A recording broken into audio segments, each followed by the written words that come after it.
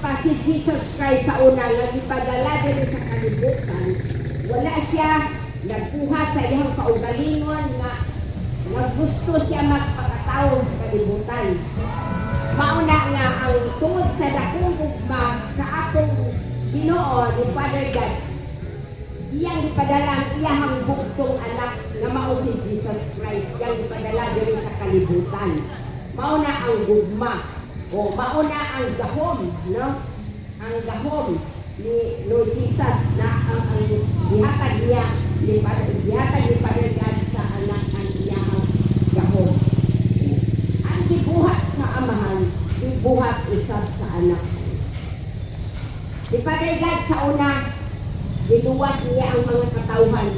Katong kanumdum ta o kinsa katong nagbasa o Biblia diri nga ang mga katawhan sa Dios nga dito na ulipon sa ang mga Israelite people na ulipon dito sa Egypt.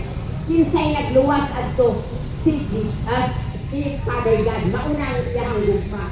Giluwas niya ang mga katawhan niya na nabihag dito sa abot dito sa Egypto.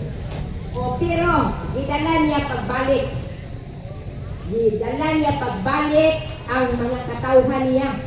Pero bisan pa o gipakitan pa sa Ginoo o mga milagro ang iyang mga katawhan, mga chosen people nga dito sa Egypto. Pero samantalang daghang gahom nga gipakita mga milagro, wala gihapon sila mutuo. Wala nila nahinumdumi nga ang katong pagpika sa dagat, wala nila nahinumdumi ang gahom ni Father God, giunsa sila pagluwas. Hangtod nga adi na nato na tukion pag-ayo tungod kay taas naman kayo ang atong iskutan dire. Mao ang gugma, ang gahom sa amahan nga gihatag usab niya sa iyang anak. Nga si Jesus Christ pag-abot diri sa kalibutan, nagsangyaw siya. Kinsay iyahang mga kontra.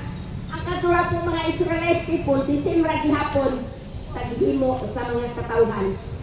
Ang mga pare nga nagtuo nga sila mga choosing people gyud sila.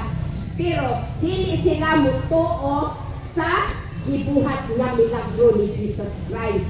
Tungod kay wala sila mutuo nga si Jesus Christ ay to mauna ang Messiah o mauna ang igsuon nga kinahanglan makahibalot karon nga si Jesus Christ ipadala diri sa kalibutan, mauna na siya katong Messiah. Busa ang mutuo sa amahan, mutuo sa anak. Ang musalig sa amahan, musalig sa anak. Muna diri ang gibuhat sa amahan, gibuhat usab sa anak. O dayon sa Juan 5:22, ang amahan dili makahukom kay bisan kinsa kay gihatag niya sa iyang anak gihatag niya sa iyang anak ang hingpit nga paghukom. Si Father God siya nahibalo kung kanusan niya pa pabalik si Jesus, but dili siya muhukom. Ang tanang katungod ihatag ni Father God ngadto kang Jesus nga maoy muhukom sa tanan nga katawhan nga katong walang tuo sa iyang pulong, maskin og nakadungog na sa pulong sa Dios, ipagahi lang hapon ang kasing-kasing, pero dili nato mabasol tungod kay si Satanas karong panahon na labi na karong panahon na nga nagkadoon na si Jesus mubalik. Si Satanas manlimbaso pod nga ang tanang mga katawhan nga pinili sa Dios iya gid ang babagan nga dili makadawat ni Jesus Christ, dili mo tuo, dili mo salik, iya nang babagan aron iyahang dalhon dito sa iyahang nga forever na puloy-anan nga mao ang impyerno.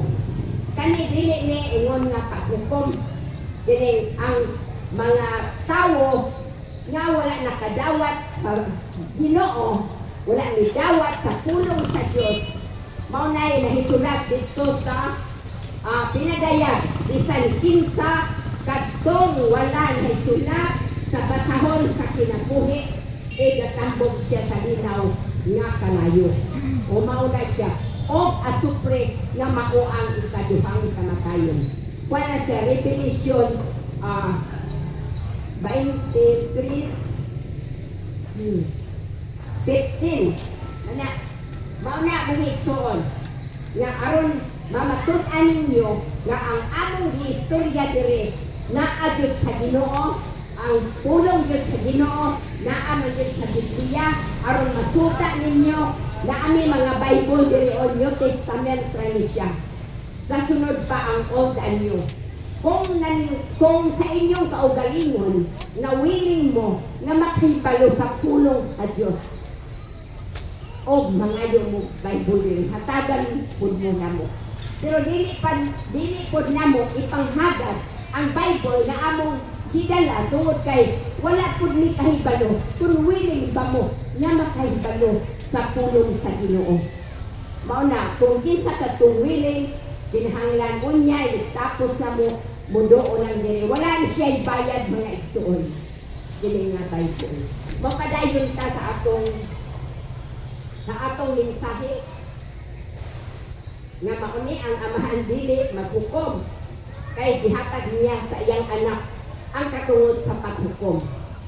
So, naay pagtulunan nga dili mutuo sa anak tungod kay ang anak usa lamang ka propeta. Pwede po si Jesus magpropeta, pero giingon sa diri sa kwan nga si Kristo Diyos. Na unsa na si Mesias, si Messiah, mao na si